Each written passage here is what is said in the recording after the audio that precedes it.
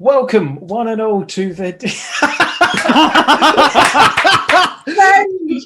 Yes! The best thing is, I have a Word document over all four of you. It's just there's a little corner of just all this.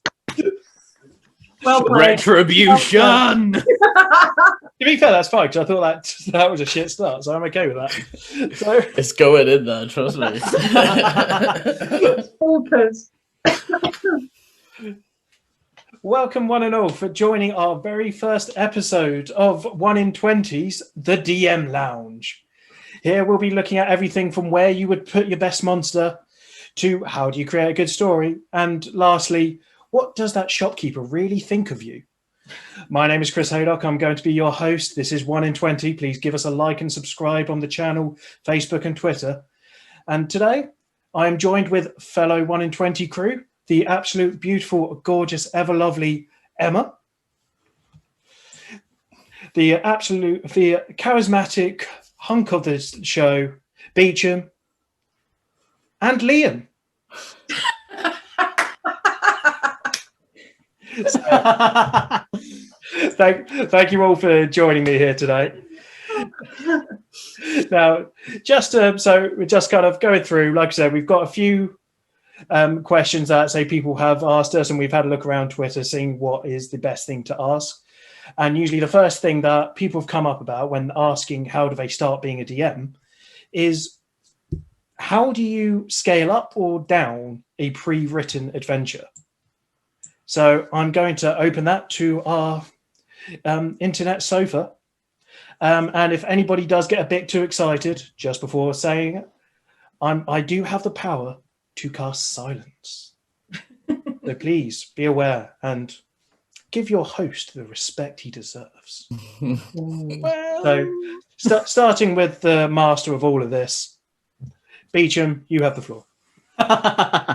Wonderful. Okay, so one of the main experiences I've had in terms of being involved in a campaign in which the levels have been jotted around a bit is I played in a 2-year long-standing Curse of Strahd campaign. And going into this campaign, we all were excited about Eddie DMing and him with the idea that he wanted this to be a brutal and just really long stricken out campaign in which the characters really feel like they've gone through the nitty and gritty. So what he did is put us up against the campaign as it is written, but just held back on the level ups. And we were playing for 2 whole years, and we faced Strahd at level 6. A campaign of a party of 6, so a reasonably big party, but only at level 6. So Strahd could hit us to like 3/4 health in one hit. So we really had to be thinking about where our healers were, what we were doing, our positioning, where the tanks were. And that really did, as a campaign, make us feel like we were vulnerable in this world of sadness and Barovia, where corruption lurks around every corner. It just added to the atmosphere. I would really agree with that in terms of how me and Chris have played in a Grizzly Eye Games campaign, where with other things making it feel nitty and gritty but slower progression, does make it feel like every level earned is earned. It feels, yeah. It's an interesting way of doing it. You get a sense of achievement, and also you do want to just avoid those battles most of the time. So it's like if you go storming in, you do end up just getting, well, you're just gonna die. How can we use the environment to give us that advantage rather than just running in and throwing spells left, right, and center? Yeah, for sure. So, I mean, so that's great. So when it comes, say, but how do you think, say, the DM put that, say, allowed the environment for your guys' advantage, just was there for it? For us, Eddie really emphasized the storytelling aspect of it, really focusing on filling the world with NPCs and interesting characters and environments that it didn't feel like we needed to constantly have that goal. So Eddie really did just need to take a step back and just forget whenever it says in the italics, at this point, think about leveling them up, because it didn't matter at that point. He could ignore 3 of those. And then at some point when he went, okay, they have earned this, I'll just give them that little bit of a treat. Just put it in front of them. the encounters didn't necessarily need to be scaled down or up much because we had a larger party, so we could still handle the encounters being put forwards. We just didn't need to have the higher level spells and the higher level abilities with us.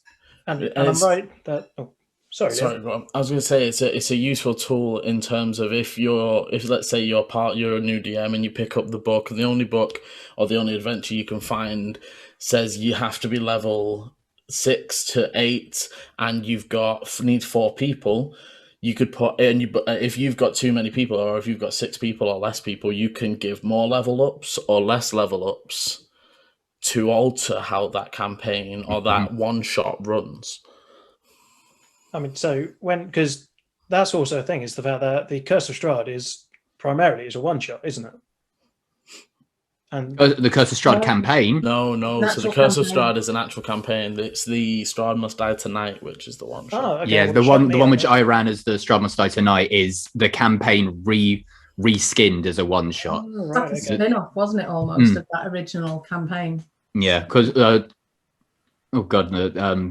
of Strahd is a remake of the Ravenloft campaign, which was in an earlier edition, but it's still one of the D&D world's most popular campaigns because of how well written and well lored it is. Super dark and super involved. Even to the point of they've just done, but they've recently done the reskinning of the 5th edition itself with the revamped edition. I've seen that. A friend of mine was very happy. He was showing off photos of him with that, with the new coffin book. The coffin shape, yeah. So it in that sense, the scaling of levels was used in a way to make us feel like we weren't these mighty heroes ready to run in and slay the vampire king. It was used. Oh, I'm not sure if I've frozen. No, you're there. You're fine. No, now you're frozen. Oh, you hadn't. That was. Have I frozen? No, you're good. You're good. Oh, wait. Yeah. No, you're good. You're good. So I'm just trying to cast hold person occasionally. Where did it get to before it cut me off? No, it never cut you off. Oh, really? Did it not? No. God damn it. Yeah, so the leveling system was used to take away the ability of us feeling like we were mighty heroes and more to really feel like that we were just everyday people who had the opportunity to make a change in this world. Whereas the whole environment is with these people who are so depressed and stricken down. In comparison, being average Joes makes you the hero in this situation. Did your DM then scale the encounters to make sure you didn't just all die? Nope. Eddie was ruthless. He was like, if because of the size of the party, he was able to kind of see like, okay, so they're going to be able to attack whatever I throw at them, right, at least 6 times in one round. When they get to level 3 or 4, that will go up every now and then. So he was still able to throw challenging encounters at us. It just meant that we had to be more worrisome as to whether or not we were going to break an arm. I know a lot of the encounters that are pushed out there are, it'll say this is for 4 players or this level. The fact that there were 6 of you, in a way, he actually just then didn't really change anything because he knew that there were 6 of you and therefore you could cope with whatever he threw. He used the leveling to balance what was already there. It would have been potentially too easy for you had he just ran it as it was. Mm-hmm. It's an interesting way of doing it. Yeah. And just just a quick ask on that. Did he suggest the kind DM that just slightly suggests maybe a couple of you be clerics or maybe kind of anything like that, a helpful nudge? Or was it just a case of, you all guys can all be a bard and that would be it? For the campaign, no. For a majority of that group, I was the only person who had played D&D before. Wow. So for 5 of the 6 people were coming in completely new. And so I suppose that kind of helped Eddie in his decision of going, right, I want to make this as a campaign that they remember. We still talk about it. And this is a campaign that finished 3-4 years ago on our halfway through 2nd year of university, and we're still remember when Bethesda betrayed us? Yeah. Some of the most brutal campaigns are some of the most memorable. Yeah. It was really friendship forged through fire through that entire campaign. Right. So Emma, is there, say, any time when you play a lot with your kids? I do, and actually, sort of thinking about when I've scaled, I've probably ended up doing more homebrew than anything because of the difficulties I had in trying to scale Prewritten Adventures. When I first started, I went searching and found lots and lots of one-shots, found loads of books. I mean, our family are D&D geeks, so we've got bookshelves of stuff. And I found it really, really hard. That whole, well, this is only for level 3, but that one's for level 5. Like, how do you sort it out? And I suppose what I do now, if I'm trying to steal something to fit into my homebrew world, I'm probably really basic compared to what you're going to hear from Liam. I literally look and say, okay, I'll use some of the tools online to say, I've got this monster, they're this CR, I've got this number of players at this level. Is that a basic match? I tend to use my knowledge of the party that I'm playing with, which is great if you know them, not so great if you don't know them. But I try and use the knowledge of, do these players usually just destroy anything I throw at them? Okay, let's make this deadly. And I sort of, use those online tools. So just sort of off recording, are we naming tools? Are you happy for me to do that, Liam? Yeah, name tools, yeah. So I use the D&D Beyond Encounter Builder. I've also used the Kobold Fight Club, which are really good. So there's a couple of things there. And then I think, I usually get that right. But then recently I've started looking as well at, do they have magic items? Do they have additional things that I hadn't thought about? And I actually came a cropper in my kids campaign where I've got 2 guys that are multi-classed. So I put an encounter in that was actually too hard for them because they're multi-classed. And I was like, oh, they're all level 6 or they're all level 7. But actually that has an impact on what they're able to do. They maybe don't have 2 attacks now. They only have 1.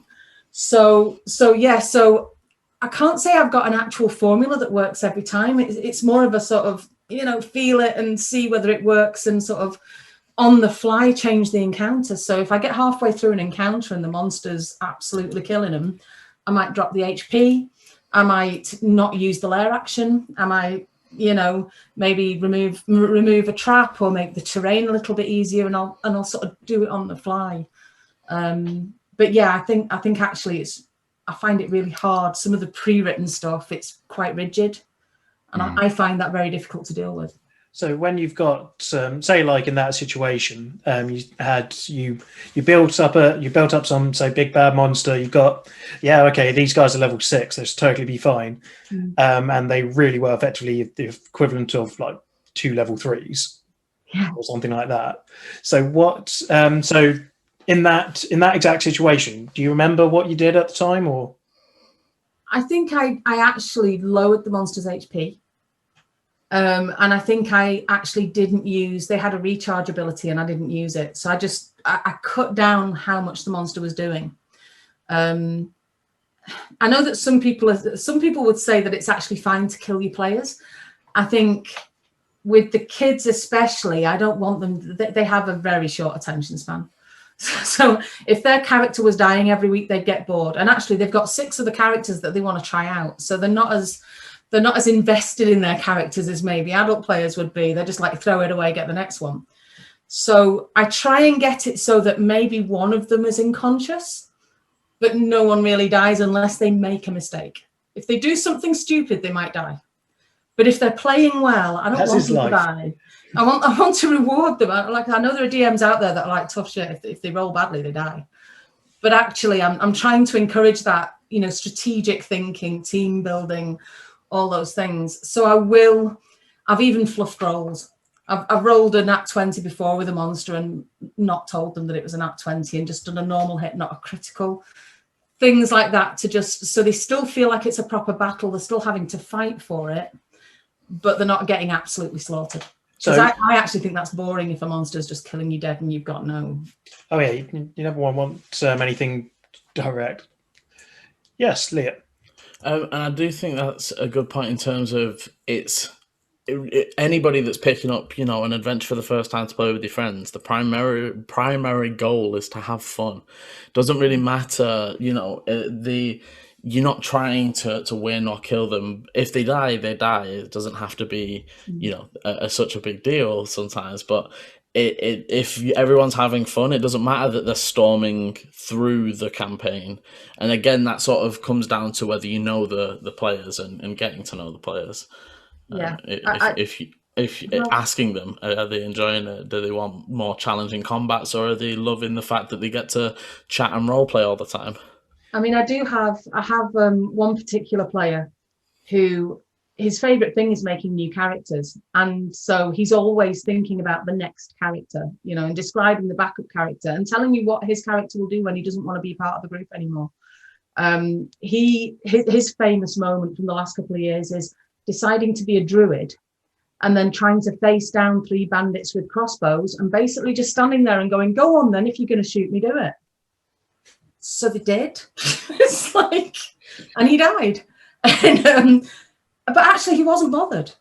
That character wasn't for him. He had no investment in it. He already had 3 in his backpack, and he wasn't. There was no point in me trying to save him at that point. He's also the character that went out hunting a wraith with no spells, half health. I remember that. You remember this one, Liam? And he went out and did it. And actually, we were all just like, why? On your why? So we played it through, and actually Liam spoke to me afterwards and said I would have let him die there because he'd purposely not thought about what he was doing, made mistakes, and just wandered off to be the hero without actually having a rest first. Just little things that you. But I think my stuff's slightly different because I use D&D almost as a teaching thing, and it's different because they're children in terms of the way they think. They're not thinking tactically. It's all video games, isn't it? Time. Yeah, and getting them to think a little bit more tactically has been fun to watch. Like seeing them come up with plans is really, really cool. But they're not all going to follow the plan or not, isn't it? Yeah, I mean 11 plans, and still we went with plan Q. Yeah. So just going back to a little bit more, say to what we were, what the point say was. For, say, generally kind of a new DM who's picked up, say, this new one-shot they found online, or they're wanting just to create something themselves, don't be afraid to just fudge, say, some rolls. Yeah. So, like, if you clearly see that you are going to just squash them, try to hold back a bit. It's far better to choose probably something too powerful and reduce it than have something that is too weak. And then they just go, well, what was that? That was nothing. Because it definitely kind of removes the fun from their side. And you can make it a story point as well. So you've got the big bad monster with 2 attacks, but maybe one of his claws gets stuck in the wall and is stuck there for 3 rounds, and he can only swing once with his other hand. Sorry, what's... All right, cool. And also, like, sometimes things that you can't necessarily always, like, you may have been fudging rolls and be like, I fudged too many of these. Sometimes I just need to kind of let the dice tell me that this person's going to go down. And you can still make these moments extremely fun. Like, it may suck. This person is first time playing D&D and their character gets wiped out. They're in this giant battle, their allies are behind them, and just the dice go against them and they fall. That doesn't have to be the end of it. You can, like, you kind of look across the table and you see that they're a little bit like disheartened, like, oh, well, yeah, that's my hit points done. That was my final death saving throw. You can give them moments of glory, like, okay, well, your character is going to die, unfortunately, but what do you do in this last heroic moment? How do you spend the last moments of your breath to give your allies that boost? Like, it could be a bard with their last breath, letting out a high-pitched note, giving all of your party a D6 of inspiration. The barbarian goes into such a heavy rage that the adrenaline infects the other people. And for 2 more rounds, all of your party gain resistance to bludgeoning, slashing, and piercing for 2 rounds. You can let them have these moments where it makes their characters, yes, even in their saddest moments, affect the game in such a massive way that makes your players go, remember when you died? And we wouldn't have been able to do that if you hadn't have sacrificed yourself in this way. Exactly. I want to say as well, actually, you switch it around the other way. I've had a number of occasions now where I've had a big bad, and usually thanks to Liam, they've walked in and killed him in 2 rounds. And I've built this huge monster. I've got this plan. I've got minions. He's going to make a speech. He's going to do this whole thing. And then Liam sits back and goes, okay, well, we'll all pass without trace, and you'll go this way, and no one will spot us, and then we'll sneak up behind him, smack him over the head, dead. And he's done that to me at least twice. Mr. Right. But actually, those are the moments that the kids remember. That the kids will say, hi, do you remember when you had that big bad guy and we just killed him in one? And they love that stuff. You know, because even though it was easy and I'm there like, damn, that was like a whole hour's encounter, and now what do I do? They think it's ace. So I don't think as a DM, I don't think you should be scared to let them have an outright win. That just means next time you make it harder. And I mean, say also the one thing that I think probably needs to come across throughout all of this is that we've mentioned it should be all about fun, but it's also the one thing that a lot of players get wrong is that they think it's and DMs as well. They think it's DM versus player, which it very much isn't. It's a case of you working together. Yes, you might have put in so much time going, I have created this perfect horrible person to come out and go and they got to trick him with this and that, and then they come round and I don't know, blow a hole in the roof and sunlight comes in and burns them. Or you have a lovely dragon that the players are supposed to negotiate with, and someone in the party decides to go to the nearest city, get a load of soldiers and kill him. Exactly. So you can never really kind of plan. It felt like Liam was hiding for a reason there. And I think that is probably the most... I genuinely thought I was doing the right thing. That was my first campaign, guys. My first campaign from a written adventure that I'd put hours into trying to learn. It had to be perfect. And within an hour, Liam was like, no, we're going to go that way. At no point did I think we were supposed to talk to the dragon. But you make it work, don't you? And I think you're right. It's a lot of people do that whole, I'm here to beat the players, or we're here to beat the DM. And actually, we're not. We're telling a story, and we're it's playing a collaborative storytelling. Exactly. And I think on that kind of segue point, can we please go to our great DM, Liam? I'm sure you've had some plenty of kind of how to start off with one shots or start a campaign. I mean, obviously, you know yourself. I started a lot of new campaigns with a lot of new players. I think in terms of, I've had a lot of time, a lot of I used to do it by winging it, and as Chris can attest, I've got it wrong more than once. Wiping out the entire party, or having the party wipe each other out, or it doesn't always work. But I think one of the first steps you can do to make it real quick, if you just want to grab an adventure and jump straight into something, is just take a quick look at how many attacks are on each side. Obviously, you've got things like traps as well. So all those things are just ways to reduce the amount of resources the party have. Start to think of things like health and attacks as resources. When you start to compare them, you can see how equal or unfair they are. If you've got 6 goblins with 15 hit points each against 4 party members with 40 hit points each, the resources don't stack up. It's not going to work unless the goblins have 2 attacks per round, or they're going to have advantage via stealth, or you can plan those sorts of things in. But that's the first thing I do when I grab a new adventure, is to check those attack things. Obviously, the CR builders are good, but I don't know. It's too much remembering for me. I don't know. I don't like it. I don't know if they always work for me. I think I am a very on the fly kind of DM. I will. Think they work in terms of they give you a starting block, a range. Yeah.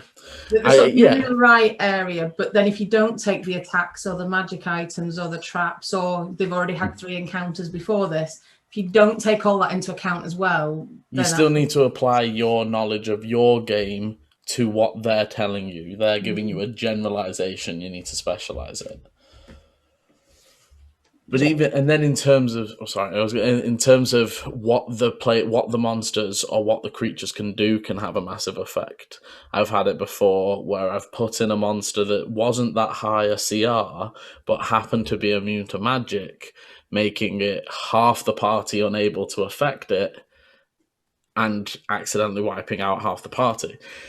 In those, you can make an encounter massively difficult just by giving a monster one extra ability. Yeah. Actually, that was something I wanted to mention as well. Something that I've learned as I've gone along. In that first campaign that I ran, which was just Liam and Thomas, my son, I was really struggling to make encounters interesting. And one of the things that Liam said to me afterwards was, actually, you're not thinking about the strategy of the monsters. So the monsters have strategy. You know, a goblin won't stand and fight. He'll run away and hide and shoot at you. There's each monster has a reason. Some monsters are only there for the food, and once they're injured, they're going to run away. So it's about also, you can use that to your advantage when you're thinking about encounters, that, you know, maybe the guy won't kill all your party because he's going to run away for reinforcements, and that gives them time to regroup. Or they'll knock you unconscious and then they'll tie you up and take you prisoner rather than killing you outright. So it's about, what do the monsters want? Even beasts usually are after food, or you're disturbing the nest, or, you know, there's something. And can be scared away by things like fire and smells and loud noises. Yeah. And by knowing what your monster or creature is after, you know the simplest ways to counteract it, which isn't always fighting. Yeah, and I know I'm hyping lots of specific things here, but there's a website called, I think it's called What the Monsters Know, and I've got the book. Yeah, very good website. And that's a genius website where you can just go and say, the guy who designed it, and now I can't remember his name, and I'm going to have to find his name. But we'll post the name along the bottom. We'll post the name along the bottom. But the guy who wrote this, he's looked at the stat blocks and said, okay, let's actually make sense of these stat blocks. Why are they good at that particular thing? How will they behave with having that particular ability? What would that make them do? And you can pretty much just go in there and search any monster, and it'll come up and say, this is how a hag would behave. This is her reason for being. This is why she's attacking small children and keeping them in her hut. And it gives you really good understanding of how to play the monster, which I wasn't doing. I was literally just going, and then they attack, and then they attack, and then they attack. And Liam was wiping my guys out, like, without even thinking about it. So just kind of pulling this all together right now. We've kind of got, say, if you are starting a new campaign or a new one shot and you're quite new to it and you're not sure how scaling up, we've had a few things here, say, like Beecham said, as a player, they ended up having a much larger party to what was originally said. So getting those extra people doesn't always necessarily have to be something means that you have to then scale up for, because you can just play with it and let them work things out themselves in the environment, and then know that eventually they will get to where they need to be. As we've also said by Emma, people just like, fudging a roll here or there. We've all done it. Every person. No way can you roll like 4 nat 20s in a row and you're just kind of going, yeah, okay, can't really do this. Like, I think someone's got to have a problem. Yeah. So, I mean, obviously that's more of a in-person thing, or if you're rolling actual dice, if you're using anything like Roll20 or D&D Beyond or any other dice roller, obviously you can't really fudge something that's being shown on to everyone. But, I mean, that's still an option. Removing things like traps or lair tactics or anything like that, again, reduces it. In the case of sometimes when things happen and the players just knock you out, right? Or knock out the bad guy outright. It's not necessarily a bad thing. Again, it can be something that like everyone laughs at and just goes, ha, you thought this guy was going to beat us. You've got somebody else coming after them afterwards. They just don't know about it yet. Yeah. And like lastly, and obviously leastly, there is the person who knows it all in our group. talking just about get say died like just the attacks. That's a brilliant way of looking at it. Attacks and damage. If just see if they match up. Make sure say like they all kind of level out, because like Liam said, if your party can only do 40 and they can do 80 in one round, your party's going to lose. Yeah, there's not really a way around that. The main thing I think, so just coming out of a lot of things though, is obviously there are plenty of things online. So you can go on D&D Beyond. You can go on what was that Animal Beast thing called? how the monsters work. There's what the monsters know. We will put the links in the. We'll put all the links across the bottom now, floating across. What the monsters know, anything like that. If you can get yourself into a mindset, which what is the bad guy? What is the creature doing, wanting to get out of this? You will find it far more engaging, say, confrontation for your players. But say, I mean, the main thing is, I mean, go online, steal everything you can, because that makes things so much easier. This is coming from my way of doing it, and then just hope for the best. But no, but say and just remember to have fun. Yeah, don't be afraid to make mistakes. That's a big thing. This is a learning thing. Even veteran players still sit there and go, "Oh, I hit harder than I was anticipating. They didn't run from the fight like I planned for them to." Yeah, like things do happen on the whim that you shouldn't be intimidated by. You don't need to always be prepared for everything. Sometimes it's fun when new players throw a curveball at you and you have to. I love it when the players surprise me. Exactly. I mean, those are always the best parts, when someone just goes, "I want to do this," and you're like, "That works? How?" You pick up the entire folder of notes you have, throw it to the right, and you're like, "Right, well, I guess we're playing this game now." But I mean, like we've all said, the main thing is to obviously have fun. This is a game that we all love, we all enjoy doing, and say, especially at the moment, it's one of the best ways for, as you can see, the lot of us brings us all together, and it's for a range of ages. So no one who says, "Oh, they're too young" or "they're too old." It's nothing like that. It's all about people who just have a passion of love of creating something and just having fun at that table. Yeah. No, it doesn't matter if you're a player. It doesn't matter if you're the DM. And on that point, I believe that's probably going to be the best place for us to end today's topic. So thank you first, everyone on my network sofa. Thank you for joining me here today. And also, I'd like to say just thank you, the viewers, who actually spent time looking at this. I hope you found this useful. If you have, please just give us another post. I nearly gone the whole show. Nearly. You were so good. Oh God, great host. Great host. And obviously, if you found this useful, please give us a like on Twitter. Our Twitter handle is at 1in20 TTG. We are at that for we're at that for everything now. Well, I was going to say we could cut this bit, but I was like, we're at that for everything now. YouTube is also now at /1in20TTG. The OBS will have all of our stuff on it. It'll have our personal Twitter handles on as well. So you'll have everything scrolling under. If you have any questions for us individually, please give us a tag at anything. So my name is at Scholar Chris. I'm at Matthew Beecham. At Rowan Firefish. And at that guy, right. So just like to lastly just say thank you all for joining. Please join us watching Ravis. That comes out every week, every Sunday, 6 o'clock GMT.